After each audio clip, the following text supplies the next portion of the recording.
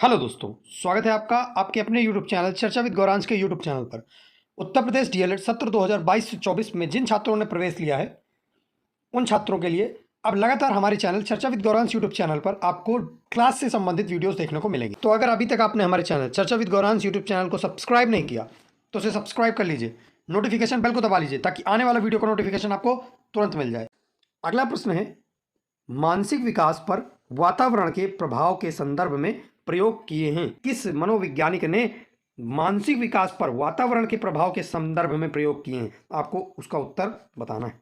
मैं आपको यहाँ पर बताना चाहता हूँ कि ये जो कैंडोल हैं ये मानसिक विकास पर इन्होंने प्रयोग किया है।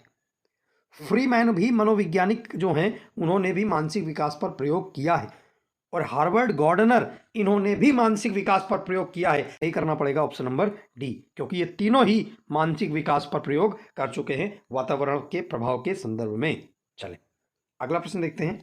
अगला प्रश्न है, बाल विकास में अध्ययन किया जाता है। आपको ये बताना है कि बाल विकास में किन चीजों का अध्ययन किया जाता है। बाल विकास के अंतर्गत किन किन चीजों का अध्ययन किया जाता है?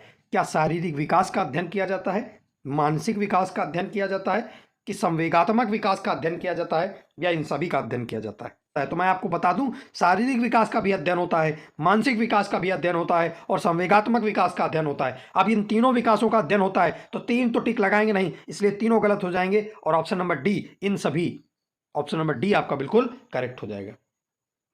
चलें अगला प्रश्न देखते हैं। अगला प्रश्न है, बाल मनोविज्ञान वह वैज्ञानिक अध्ययन है जो व्यक्ति के विकास का अध्ययन गर्भकाल के प्रारंभ से किशोरावस्था तक की प्रारंभिक अवस्था तक करता है। यह कथन किसका है? आपसे पूछा जा रहा है यह परिभाषा किसकी है। अगर आपने थ्योरी की क्लास ली होगी तो मुझे उम्मीद है कि आपको इसका उत्तर निश्चित रूप से आता होगा। यह कथन जेम्स ट्रेवर का है, पेस्टोलॉजी का है, जॉन ड्यूवी का है, कि क्रो एंड क्रो का है? तो मैं आपको बता दूं, कल की परिभाषा में हम लोगों ने क्रो एंड क्रो की एक परिभाषा पढ़ी थी। उसके अंतर्गत कहा था कि बाल मनोविज्ञान वह वैज्ञानिक अध्ययन है जो व्यक्ति के विकास का अध्ययन गर्भकाल के प्रारंभ से किशोरावस्था तक की प्रारंभिक अवस्था तक करता है। तो यह परिभाषा क्रो एंड क्रो की है, इसलिए ऑप्शन नंबर डी आपका बिल्कुल करेक्ट हो जाएगा। चलिए अगला प्रश्न देखते हैं। अगला प्रश्न है, जन्म के समय बालक में हड्डियों की संख्या होती है। कहा जा रहा है कि जन्म के समय बालक में हड्डियों की संख्या कितनी होती है? क्या 350 होती है, 270 होती है, 280 होती है, या 300 होती है?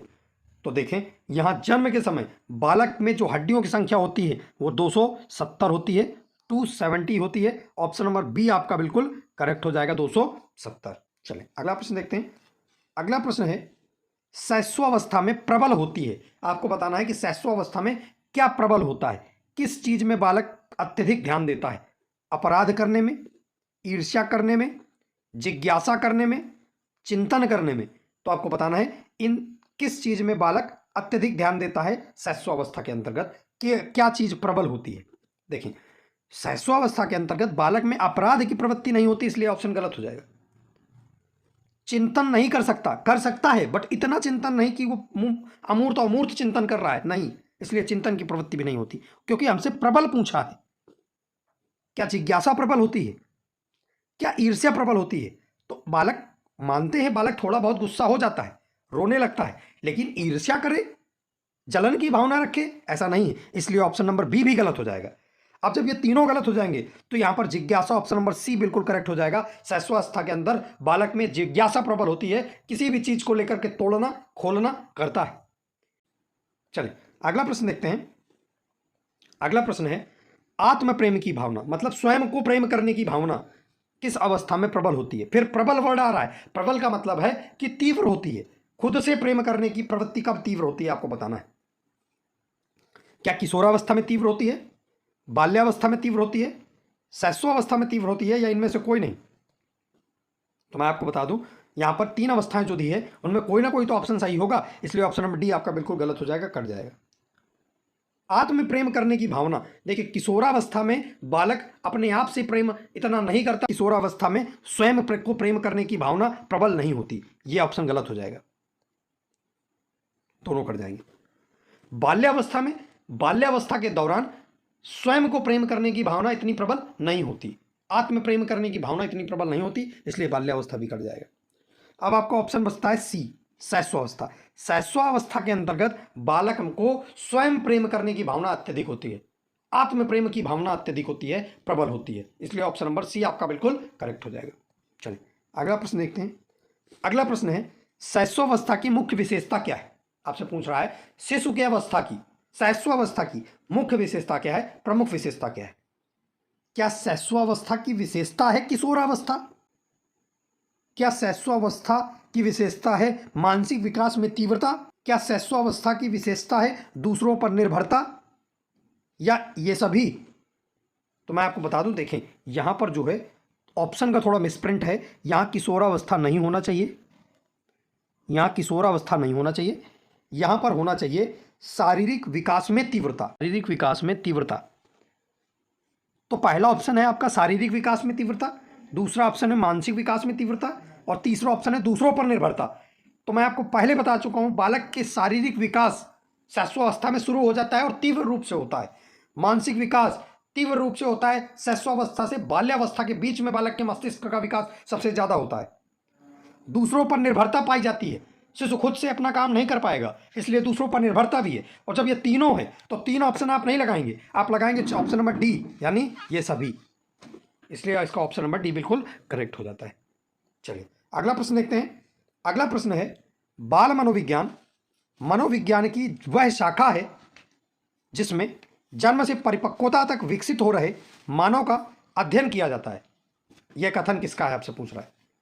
एक परिभाषा दी है, परिभाषा यह है कि बाल मनोविज्ञान मनोविज्ञान की वह शाखा है जिसमें जन्म से परिपक्वता अवस्था तक विकसित हो रहे मानव का अध्ययन किया जाता है। आपसे पूछ रहा है ये डेफिनेशन किसकी है, ये परिभाषा किसकी है? क्या यह परिभाषा एसेंक का है? क्या यह परिभाषा क्रो एंड क्रो का है, जेम्स ड्रेवर का है, या हरलॉक का है? तो मैं आपको बता दूं, देखिए ये परिभाषा जो है एसेंक महोदय की नहीं है, क्रो एंड क्रो की नहीं है, हरलॉक की नहीं, यह परिभाषा जेम्स ड्रेवर महोदय की है। ऑप्शन नंबर सी आपका बिल्कुल करेक्ट हो जाएगा। इसका option number C James Drever बिल्कुल करेक्ट आंसर है। चलिए अगला प्रश्न देखते हैं। और अगला प्रश्न है, 20वीं शताब्दी को बालक की शताब्दी कहा जाता है। यह कथन किसका है? आपसे कह रहा है कि जो 20वीं शताब्दी है, 20th सेंचुरी है, वो बालक की शताब्दी है। यह कथन किसने कहा दिया है और किसने कहा है? क्या यह कथन स्किनर का है? क्या यह कथन क्रो एंड क्रो का है, जेम्स ड्रेवर का है, या एडलर का है? तो देखिए ये जो कथन है, तो क्रो एंड क्रो महोदय ने कहा था कि 20वीं शताब्दी को बालक की शताब्दी कहा जाएगा, इसलिए ऑप्शन नंबर बी आपका बिल्कुल करेक्ट हो जाएगा, crow and crow, option number B. चले अगला प्रश्न देखते हैं। अगला प्रश्न है, निम्नलिखित में से किसको बालक की प्रथम पाठशाला कहा गया है? बालक की प्रथम पाठशाला, और इसको आप इंपॉर्टेंट लगा दीजिए क्योंकि ये मान लीजिए आपका सेंटर टीईटी, यूपी टीईटी और आपके बीटीसी के एग्जाम के लिए ये टॉप मोस्ट इंपॉर्टेंट क्वेश्चन है। हर बार हर परीक्षा में शिक्षक वर्ग के लिए ये पूछा जाने वाला, सबसे ज्यादा पूछा जाने वाला प्रश्न है। किसको बालक की प्रथम पाठशाला कहा गया है? क्या विद्यालय बालक की प्रथम पाठशाला है, समाज बालक की प्रथम पाठशाला है, वातावरण बालक की प्रथम पाठशाला है, या उसका परिवार खुद बालक की प्रथम पाठशाला है? तो मैं आपको यहां बता दूं, विद्यालय के संपर्क में बालक बहुत बाद में पहुंचता है। पहले वो संपर्क में आता है अपनी माता के, फिर वो संपर्क में आता है अपने परिवार के, फिर वो संपर्क में आता है अपने समाज के, और फिर संपर्क में आता है विद्यालय के। इसलिए ऑप्शन नंबर ए यहां पर गलत होगा। मैंने अभी सीरियल आपको बता दिया, पहले वो संपर्क में आता है अपनी माँ के, तो उसकी जो पहली पाठशाला है, उसकी जो पहली गुरु है वो उसकी माँ है। इसलिए ऑप्शन नंबर बी भी यहां गलत हो जाएगा। सही हो जाएगा तो क्या? ऑप्शन नंबर डी यहां पर, क्योंकि ऑप्शन नंबर डी सबसे क्रमिक है और परिवार के संपर्क में बालक प्रथम में आता है। इसलिए बालक की जो प्रथम पाठशाला है वो उसका खुद का परिवार होता है, उसके खुद के परिवार में रहने वाले लोग होते हैं। तो चलिए मिलते हैं किसी अगले वीडियो में किसी नई महत्वपूर्ण जानकारी के साथ, किसी नई महत्वपूर्ण क्लास के साथ। तब तक के लिए जय हिंद।